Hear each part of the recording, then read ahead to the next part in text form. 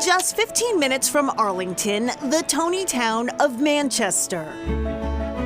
At the base of the Taconic Mountains, we're greeted by a crisp, early morning breeze and Kyle Leard. This area is real steep in fly fishing history. The local stream, the Battenkill, there's gear named after it. There's been books written about it.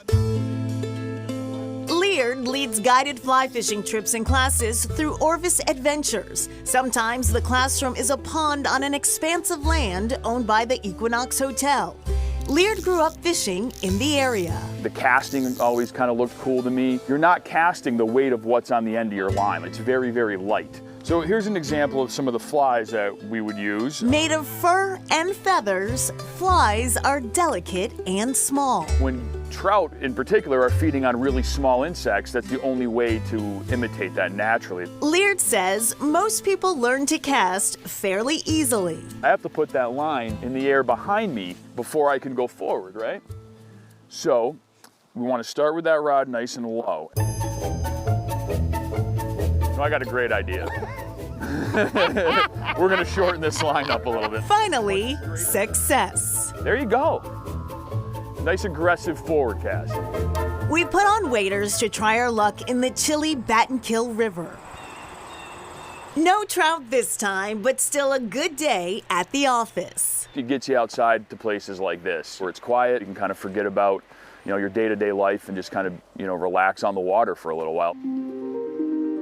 That's one objective for Orvis, a company that makes clothes, accessories, and gear for the outdoors, including fly fishing rods. We make tens of thousands of rods here every year, and we have 62 people that work at the rod shop. Every rod that goes out has at least 50 people that are a part of making each one of those rods. Orvis is based in Sunderland, one town over from Arlington, says COO Simon Perkins. This is where Orvis started over 160 years ago in the 1850s. It was just one guy, Charles F. Orvis, that loved to connect with the outdoors through fly fishing.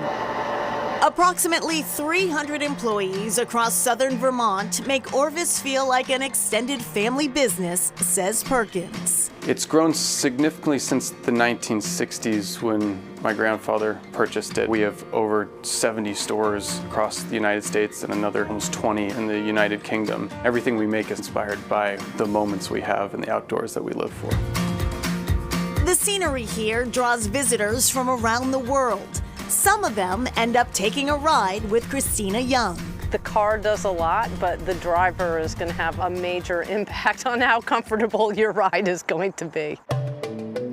Young is a lead instructor at the Land Rover Experience in Manchester. Visitors can learn about the area while taking an off-road driving lesson. We're open every day of the year, and we try to show people a good time, how to handle any car off-road, and then specifically talk a little bit to our brand. We have an 80-acre closed course. We kind of refer to it as our campus. So there's built obstacles in a very natural setting that we can use to talk about different techniques to get over a variety of terrain. Today's goal, the top of Mount Equinox. After off-roading for a bit, we take Skyline Drive to the Visitor Center at the summit. The mountain belongs to the Roman Catholic order of monks called the Carthusians. They have about 8,000 acres, and they receive the mountain as a donation. The mountain is about 3,800 feet tall and is the tallest in the Taconic Range. The monks live in silent seclusion in individual hermitages. In Europe, they're famous for producing chartreuse liqueur. In Vermont, they're known for allowing visitors to appreciate nature for miles on end. You just have a panoramic view all the way to Canada on a clear day and can see 4 states in New England from the top. Just a gorgeous area, and the Land Rover Experience has remained really popular during the pandemic. Apparently people like to drive, and of course they're following all safety and health protocols. And back to the Battenkill, certainly not the only place to go trout fishing. Manchester has all kinds of streams that draw fishing enthusiasts from all over the country, all over the world. It's quite a spot. It was quite an experience. All right, coming up, his father hid a big secret and it really paid off.